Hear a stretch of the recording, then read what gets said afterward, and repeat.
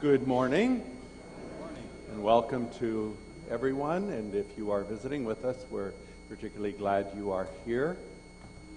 If you would please take a moment to fill out the name tag and wear that, fill out the visitor card, and place that in the offering plate later as it is passed.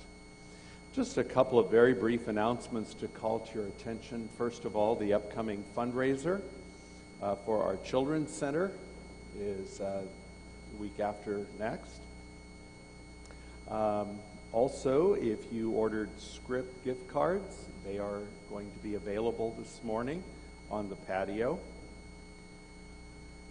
We have some other events coming up. Our Prayer Quilt Ministry fall sale on October 22nd, Young at Heart on Friday, October 20th, and then also Preschool Sunday, just to let you know, is coming up on the 15th of October. And we're looking forward, as always, to that Sunday. Do note also the continuing need for helpers in the nursery.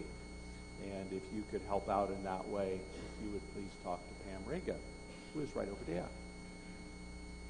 We'll take note of all the announcements in the bulletin, but right now let's turn our attention to the Lord as we prepare to worship God this morning.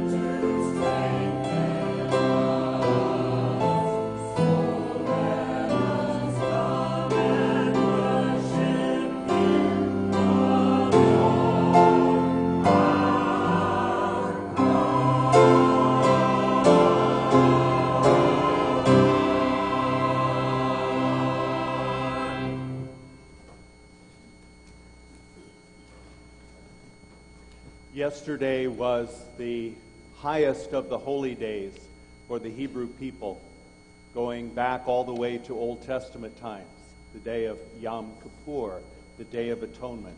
It is the day when the Hebrew people would remember to confess their sins to God, when redemption would be made in the temple. And it was also a time of new beginnings, of a new focus on God's leadership. And so this morning we are going to be called to worship by the traditional Hebrew Yom Kippur call to worship. Give heed to the sound of the shofar, the sharp, piercing blasts of the shofar, rendering the air with its message, its portent of heavenly salvation, summoning us to the Father to render him homage, devotion. Renounce your sins and transgressions, false aims, and vainglorious strivings. Infuse